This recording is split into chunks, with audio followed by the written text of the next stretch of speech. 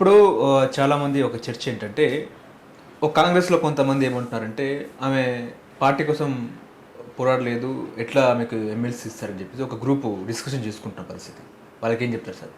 అంటే ఇప్పుడు పార్టీ కోసం ఎంత పని చేసిండు, అవకాశం ఇస్తే పని చేయకపోతే ఒక విషయం. మీరు అవకాశం ఇచ్చిండు, తిరిగిందా లేదా? రాత్రింబగళ్ళు తిరిగింది కదా. రోడ్డు ప్రయాణం ద్వారా పోయింది, తిరిగింది, పని చేసింది, హెలికాప్టర్లో పోయి మీటింగ్లకు అటెండ్ చేసింది, రాత్రి అనక పగులు అనక తిరిగింది. ఒక్కొక్క రోజు రాత్రి ఎప్పుడో అర్ధరాత్రి తర్వాత కూడా వచ్చింది ఎన్నికలప్పుడు. తిరిగింది కదా, పని చేసింది కదా. నేను మహిళని, నేను ఇంట్లో ఉండాలా, నేను అట్లా అని అనుకోలే కదా. తిరిగింది. తర్వాత కూడా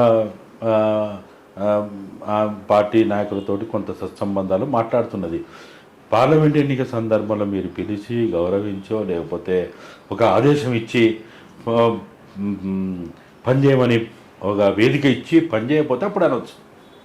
నాకు తెలిసినంతవరకు అటువంటిది ఏం లేదు. సరే, తెలిసిన వాళ్ళు, తెలియని వాళ్ళు, లేకపోతే విమర్శ కోసం విమర్శ చేసేవాళ్ళు, తిట్టాలనుకొని తిట్టేవాళ్ళు అట్లేదన్నా మాట్లాడితే చెప్పలేం. కానీ ఆమె ఎప్పుడు కూడా ఆమె నేను నా స్థాయి, నేను పలానా అనే భావన అయితే ఆమెకు ఉండదు.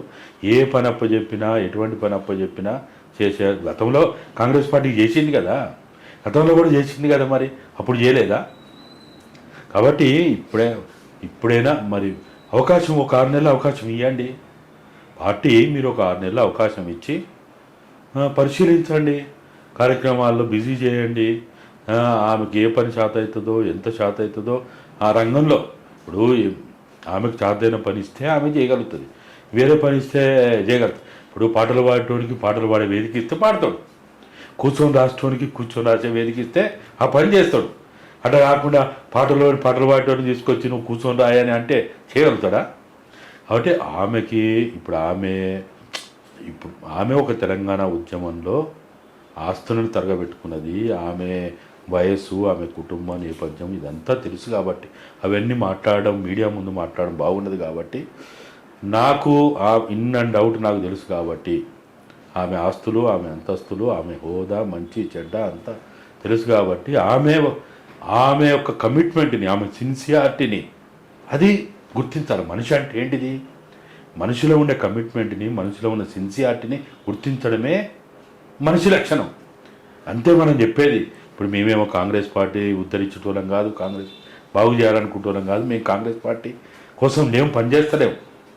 ఓకే. ఇప్పుడు ఆమెకు క్యాబినెట్లో కూడా అవకాశం కల్పించి ఏమైనా మంత్రి పదవి ఇచ్చే అవకాశం ఉందా? చాలా అంటే సోషల్ మీడియాలో నిన్నటి నుంచి ఆమెకు హోం శాఖ ఇస్తారని చెప్పేసి చర్చ నడుస్తుంది. సరే, నేనైతే ఇప్పటికిప్పుడు దాని మీద నాకు సమాచారం లేదు కాబట్టి నేను మాట్లాడడం సరైనది కాదు.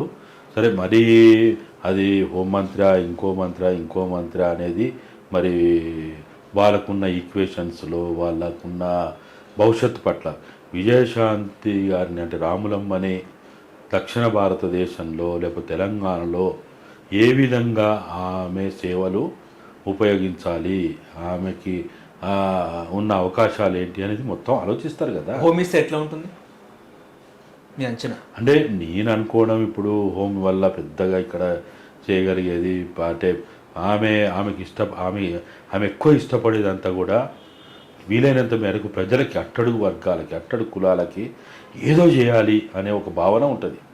ఓకే. ఎక్కువగా వెల్ఫేర్ వైపే ఆమె ఎక్కువ ఆలోచిస్తూ ఉంటుంది, అటువైపు ఎక్కువ చర్చ చేస్తూ ఉంటుంది.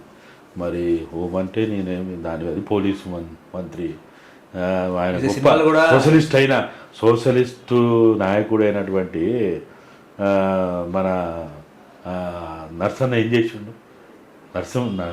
నర్సన్న చేసిండు కదా 5 ఏళ్ళు హోంమంత్రిగా. ఏం చేస్తారు? అదంతా ఓకే.